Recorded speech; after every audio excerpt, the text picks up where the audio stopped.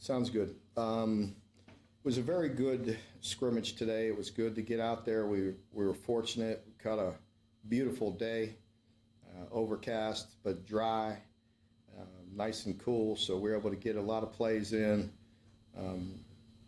Believe we came out of it relatively healthy. I don't think anything major. So got a lot of reps, got a lot of players to look at. So I'll be excited to wrap this up and get in and watch the film and see what stood out and who stood out. I know I'm going to be asked a bunch of questions about individual positions, but I felt like we did some really good things. I know the quarterback position everybody's excited about, and to be honest, I thought we played really well. All four guys that got some snaps today really looked effective, and were very comfortable in there and did a lot of good things. Sure, there's many things to clean up and get better, but that's why we're out here practicing. So good first scrimmage, and we'll go from there. Josh Moore.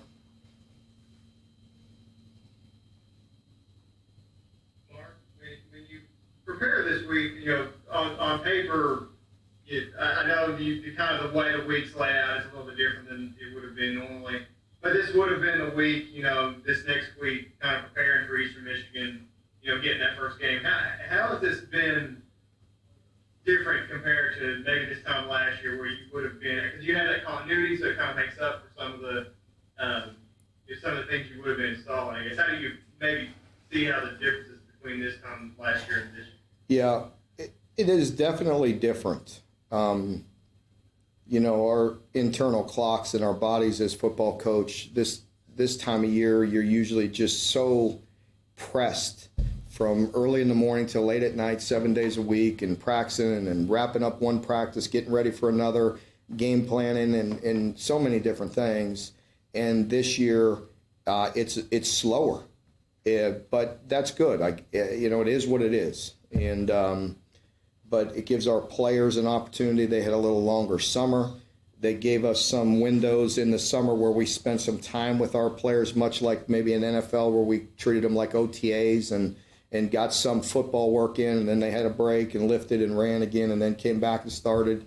But our preparation time is much longer this summer, so that's what makes it different. And, we still always come in the building with a great sense of urgency each and every day, whether you're a player or a coach. However, there is more downtime right now, and that's what's so different. What are we still 4 weeks away, Tony? 4 weeks. We're still 4 weeks from the first game, so that's a long time. But I think it is good for the players because they aren't under the pressure to practice each and every day. They have some recovery days in there and some time to be a normal college student and to heal up and continue to physically develop themselves as well. But I think that's the biggest difference, just the time that we have.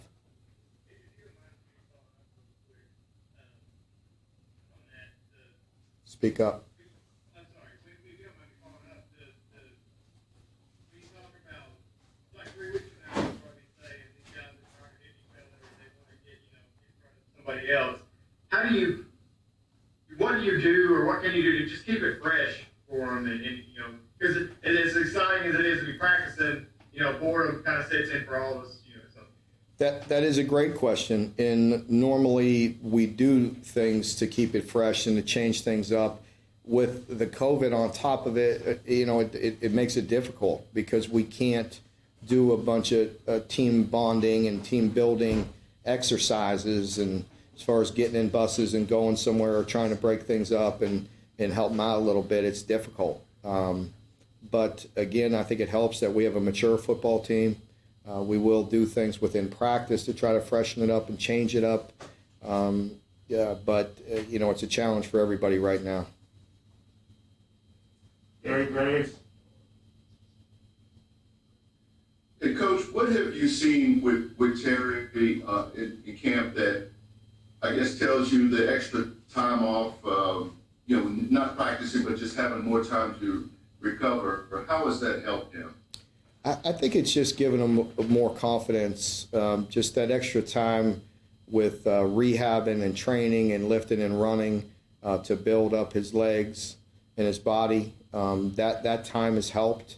The slow introduction to football, I believe, has to help.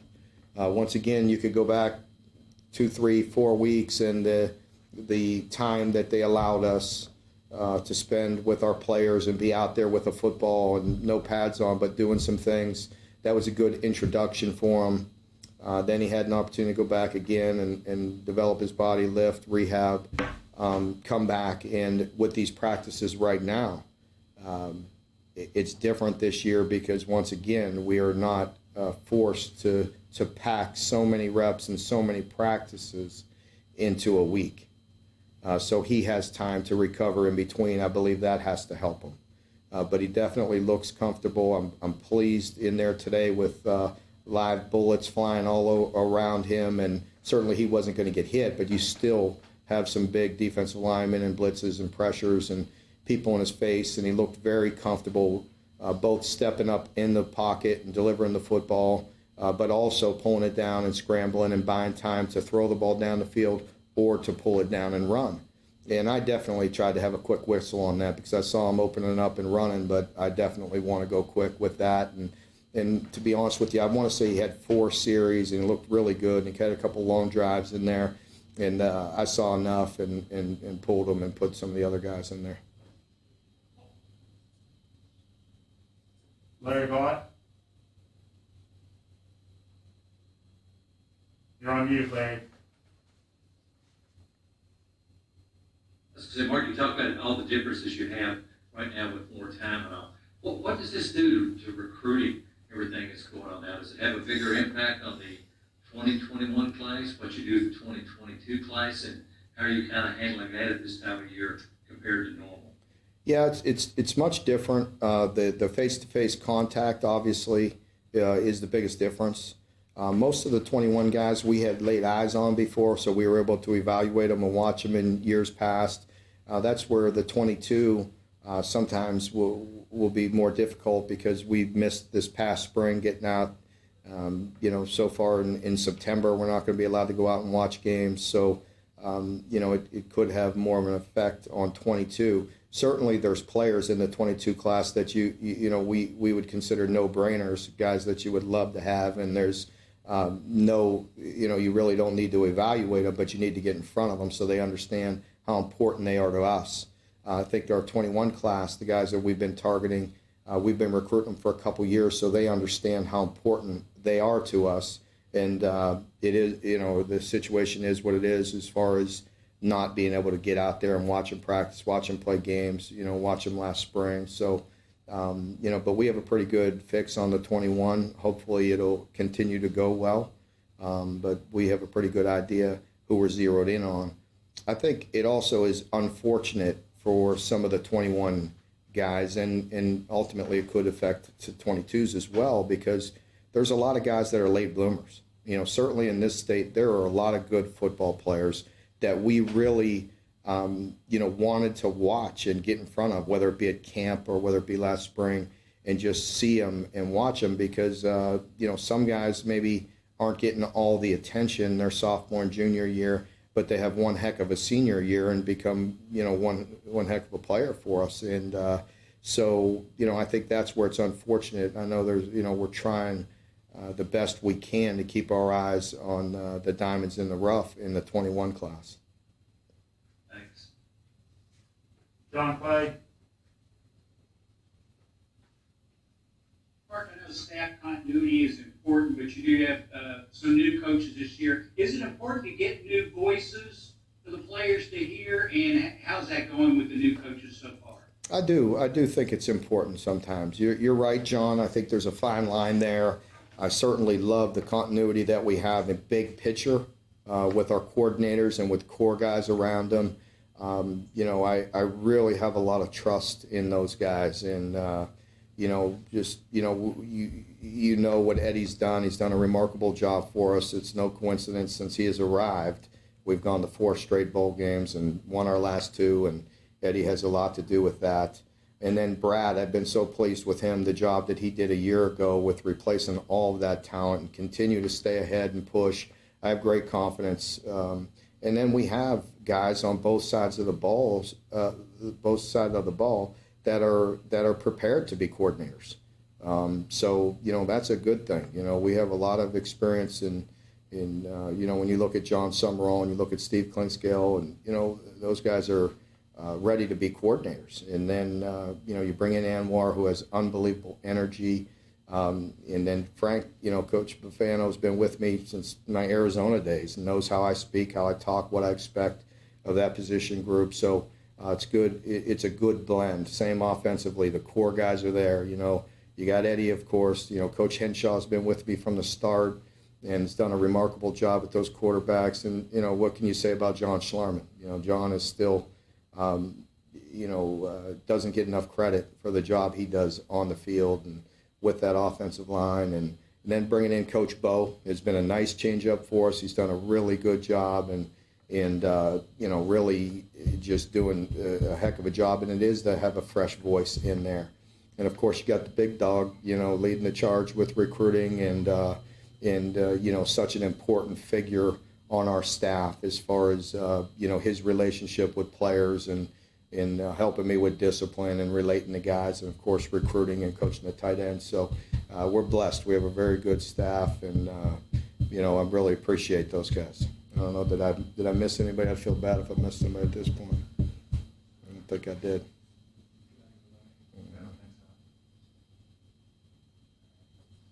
Derek? Mark, with the NCAA passing the extra year of eligibility for all sport athletes, we've had a couple seniors, Terry, Max, already said they wouldn't be using that extra year, but I was just curious how you were approaching that with those seniors, if those are conversations you would have now, or if those are things you would just wait until after the season. I really haven't had. Got an echo there, sorry. I really have not had one conversation with any senior about that. I've been asked that before, and whether it's going to be an issue or not. And, I think most of the time by those guys, by the time they're a senior, whether they've been here 4 years or 5 years, they're ready to move on. They're either going to be good enough to play in the NFL or have an opportunity in the NFL or earn their degree, because we do a great job of preparing our guys for life after football. And, I would think a lot of them will be ready to move on to the next phase of their life. However, if there are guys that want to come back, I would welcome them with open arms, because there's a lot of good football players and a lot of good human beings in that class. Jeff Drummond? Hey, Mark, just kind of curious, after having the pads on a little bit, what you've seen kind of from the running game so far, and some of those battles up front, with the O-line and D-line. Once again, impressed. Impressed with the way we're playing and moving people. However, there were some good battles today, because I was impressed with in particular, our starting defensive line. Those guys are pretty stout and have done some really good things. So it was probably, just from me watching it without going in and watching this film yet, I was impressed with both sides. I thought there was some really good blocking and some good running by the running backs. Defensively, I thought we did some good things. I'm a little more concerned with down the line defensively, because maybe some of the twos, they did rip off some big runs that we got to get cleaned up and got to get fixed. So there were some explosive runs in there. I don't think there was too many against the number one defense. Maybe a few good runs, but nothing extra long that I could recall here. John Long? Hey, Mark, I appreciate you speaking out on a lot of these issues. It seems like there's a lot going on this year off the field. And one of the issues that I think is important, I haven't heard you speak about, is the mental health of your players. A lot of reports coming out that young adults, ages 18 to 24, the rates of depression, anxiety, skyrocketing, a lot of excess drug, alcohol use, thoughts of suicide. So how much of a concern is that to you? And what is the university, what is the program, what are you doing as the head coach to make sure that the mental health of your players are protected Yeah, I think that's a great point. But we are constantly 24/7 counseling and monitoring and spending time with our players. So that doesn't mean that we know exactly what's going on in every young man's head or in their life. But I could promise you, we talk to them often, and part of our leadership development program is we spend a lot of time with our players talking about things other than football. So, with that being said, hopefully during those conversations and us investing in them outside of football, we'll have a good feel and know whether there are problems going on. Once again, we're no mind readers and we're not perfect, but we do invest a lot of time. And we have a lot of people in our organization that spend time with these young men. Pete Taylor.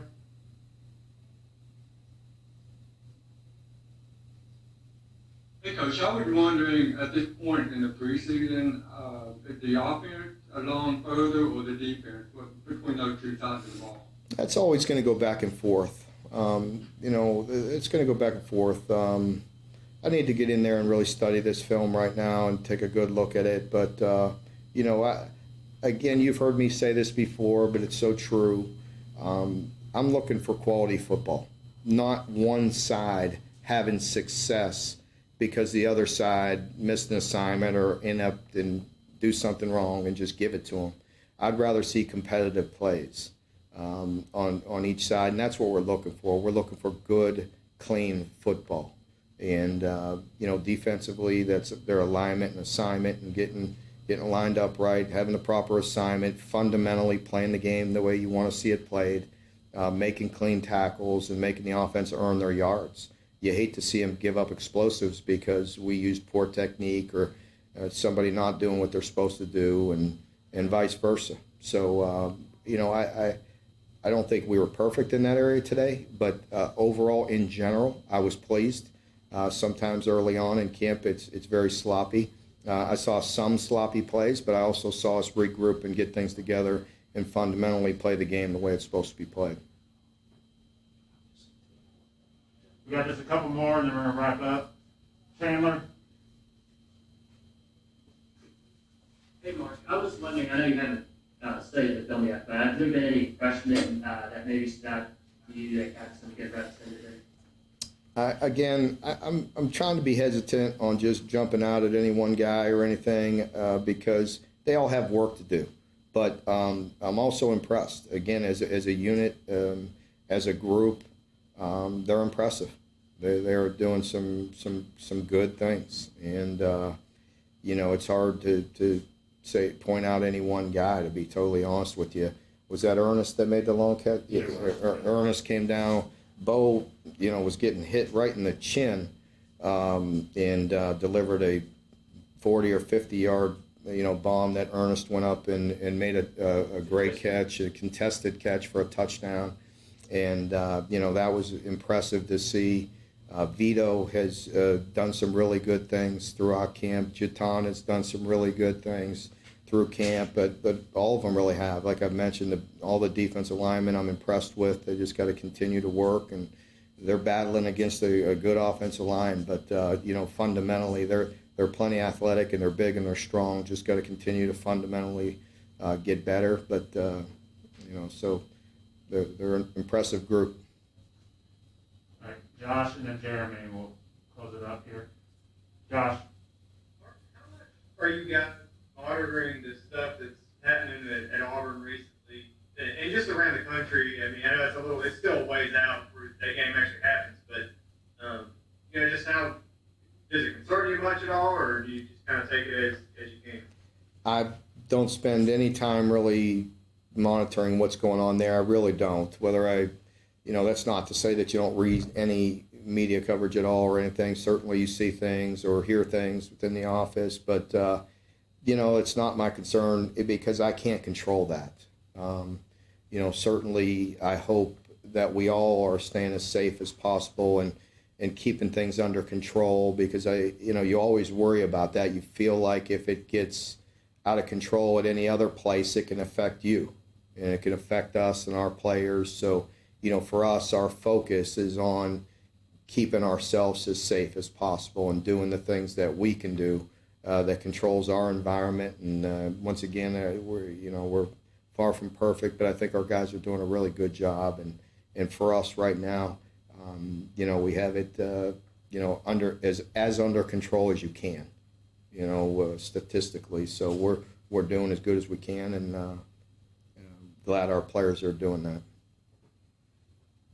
Mark, I thought Anwar was very engaged with the players, the defensive line in particular, when he was here in a different role a few seasons ago.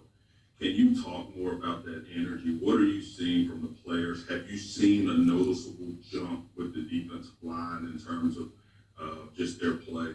Yeah, I agree with you. That was one of the things that I really loved, having Anwar around when he came back and finished up and then was working with us. And I knew he had a bright future as a coach because he's passionate about it. You've heard me talk about this before, and it's true. It's great to have the great energy, and he certainly has that.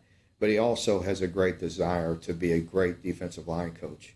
And that is one position. That in the offensive line, I mean, you better have a strong technique coach and a guy that's fundamentally teaching them the right things. That's many times where the game's won and lost. And that's something. I've been a secondary coach and a coordinator my whole life, but I am passionate about fundamentals of defensive line play. And that's one thing about Anwar. Yes, he has high energy, and he pushes those guys and keeps them accountable, but he's also working extremely hard to be fundamentally one of the best guys out there in the country. So proud of the work that he's doing. All right, appreciate it. We'll Thank get you. Players in here in just a second.